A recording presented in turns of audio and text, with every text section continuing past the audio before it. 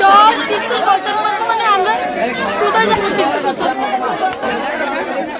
প্রত্যেক শিক্ষার্থী টানা 10 বছর প্রত্যেক দিন স্কুলে যায়, ক্লাস 1 থেকে 10 পর্যন্ত পড়ালেখা করে। তারা স্বপ্ন থাকে তারা এসএসসি পরীক্ষায় অংশ নেব, এসএসসি পাস করিব, তারপরে কলেজে যাইব। ইয়েন বাংলাদেশের প্রায় প্রত্যেক ছাত্র ছাত্রীর স্বপ্ন। একইভাবে এই স্বপ্ন আছিল কক্সবাজারের উখিয়া উপজেলার মরিচা হলদিয়া পালং আদর্শ বিদ্যা নিকেতন নামের একটা শিক্ষা প্রতিষ্ঠানের 13 জন শিক্ষার্থীর। তারা আছিল এবারের 2025 সালের এসএসসি পরীক্ষার্থী। আর পরীক্ষায় অংশ লেবেলে তারা নিয়মিত ক্লাস করছে, অর্ধবার্ষিক বার্ষিক পরীক্ষা দিয়ে, কোচিং টেস্ট পরীক্ষা ব্যাকিং দিয়ে, সঠিক সময় রেজিস্ট্রেশন ফর্ম ফিল আপের টেয়াও জমা দিয়ে, সর্বশেষ মার্চের 8 তারিখ স্কুলের নাজি বিধি অনুষ্ঠানের নাজি তারা অংশগ্রহণ করছে। কিন্তু এপ্রিলের 10 তারিখ এসএসসি পরীক্ষার প্রথম দিন পরীক্ষা দিতে যাইরে তারা সকাল 9টায় জানিতে পারেন পরীক্ষায় অংশ লেবেলায় যে অবশ্যই দরকার সেই প্রবেশপত্রই নয়। উখিয়া উপজেলার মরিচা হলদিয়া পালং আদর্শ বিদ্যা নিকেতন নামের একটা শিক্ষা প্রতিষ্ঠানের 13 জন শিক্ষার্থীর ভাগ্য নাই যে এই রকমের দুর্ঘটনা ঘটে গিয়ে আছে। হ্যাঁ, উনি জড়িত আছে বলে তো আমাদের এরকম। উনি বলছে তো মানে তোমাদের রেজিস্ট্রেশন কার্ড দিলে তারপর দিন 10টার মধ্যে দিয়ে দিব। কি নাম ওনার নাম? ওনার নাম সাদ্দাম। আমরা তো কিছু জানি না, আমরা শুনছি গোবস্তার থেকে। হ্যাঁ, বলবিলের শিক্ষক, প্রধান শিক্ষক কি শিক্ষক আমরা তো কিছু জানি না, গোবস্তার থেকে শুনছি। তারপর উনি বলতেছে যে আমি চট্টগ্রাম যাচ্ছি। ওই ও আল্লাহ, ওকে কি বলতাম, ও এত খারাপ মানুষ কিভাবে হয়? ও মরিচা থেকে আমাদেরকে বলছে চট্টগ্রাম গেছে, কিন্তু বলতেছে ও মরিচা, কিন্তু চট্টগ্রাম যায় না।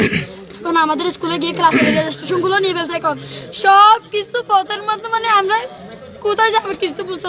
এপ্রিলের 10 তারিখ বৃহস্পতিবার সকালে প্রবেশপত্র দিবার হতা থাকলে বিদ্যালয়ের বাদ দিয়ে তালা দিয়ে স্কুলের প্রধান শিক্ষক ধাই পরীক্ষার্থী হল যেই মুহূর্তে জানিত ফাইজি তারা প্রবেশপত্র নয় তারার মাথার নাজি আসমান ভাঙ্গি ফাইজি। শুধু পরীক্ষার্থী নয়, তারার মা বাপ আত্মীয় স্বজন ব্যাকুণ। এই অবস্থা দেখি হান্নাত ভাঙ্গি ফাইজি তারা কি গরিব হন দেশ খুলনাফার।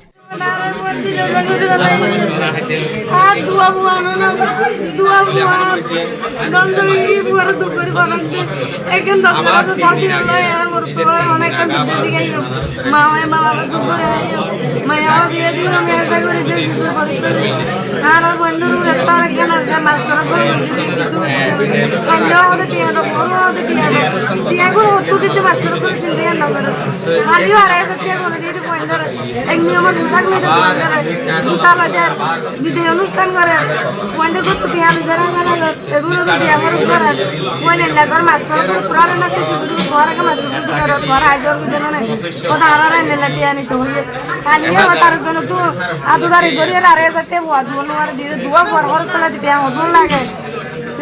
দুনিয়ার হাত করে আর পড়াই দেখি গড়ি আর তো পড়া খেলা খেলা বলি আর আরো কষ্ট করি পড়তে চাই বিশ্বাস চাই। এক পর্যায়ে পরীক্ষার্থী হল রাগান্বিত হয়ে স্কুলের নাজি বাংসুর করে। পরে পুলিশ উপস্থিত হয়ে শিক্ষার্থী হলরে শান্ত করে। পরে দফায় দফায় উপজেলা নির্বাহী কর্মকর্তা, উপজেলা একাডেমি সুপারভাইজার এবং শিক্ষা অফিসার পরীক্ষার্থী হল বৈঠক করিয়ে শিক্ষা বোর্ডে যোগাযোগ করে জানিত পাইছি তারার একজনের রেজিস্ট্রেশন এবং ফর্ম ফিল আপ হনওয়ানি নয়।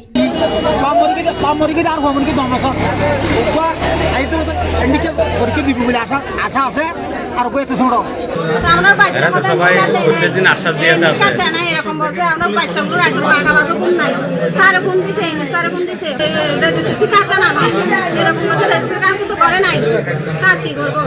আমরা তো জানতাম বলে এরকম করতে পারতো না। পরিস্থিতি আসলে খালি কাম্য না। একটা বাচ্চার দীর্ঘদিনের লালিত সাধনাটা আজকে এভাবে ব্যস্ত যাবে সেটা আসলে কেউ আশা করে না।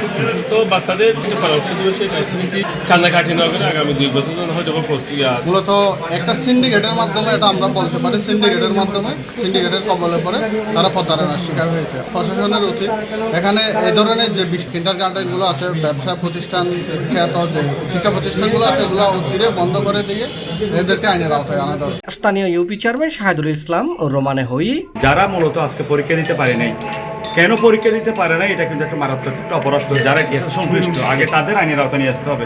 এখানে একটু করি, আমি যেটা ফাইন্ড আউট করলাম, তারা কেন পরীক্ষা দিতে পারে নাই, তারা তো নিশ্চয় টেস্ট পরীক্ষা দিয়েছে।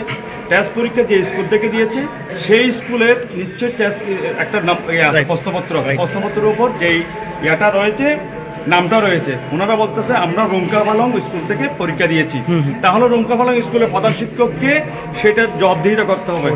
ওনারা তো পাতাবাড়ি, ওনারা তোমার স্কুলে কেন পরীক্ষা দিল? নিশ্চয় তোমার স্কুল থেকে রেজিস্ট্রেশন করেছে, তাহলে ওনারা রেজিস্ট্রেশন করে যেহেতু করেছে, ওনারা তো ক্লাস 9 রেজিস্ট্রেশন করেছে। ওনারা আজকে পরীক্ষা সময় আপনারা যে রেজিস্ট্রেশন কার্ড দেবেন কাল বিলম্ব কেন করলেন? আমার কথা হচ্ছে, এখন আমি ইউনো মহোদয়কে বলেছি, আগে পরীক্ষার্থী থেকে যে টেস্ট পরীক্ষার প্রশ্নপত্র আছে সেটা নেন। ওনারা কোন স্কুলে গিয়ে তারা পরীক্ষা দিয়েছে।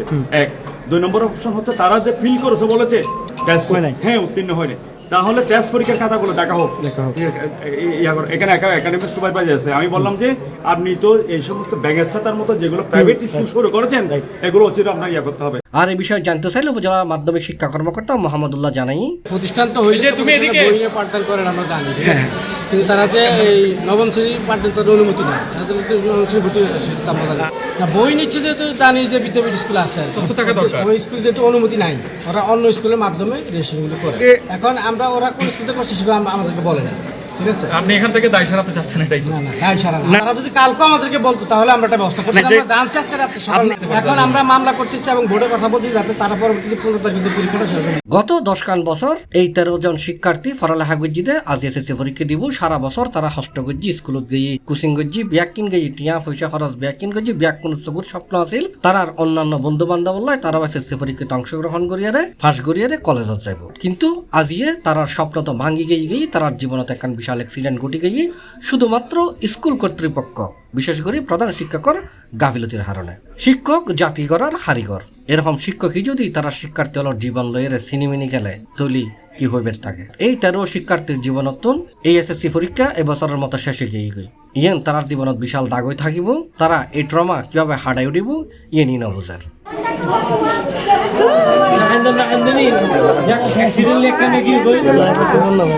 C+ TV Chittagong.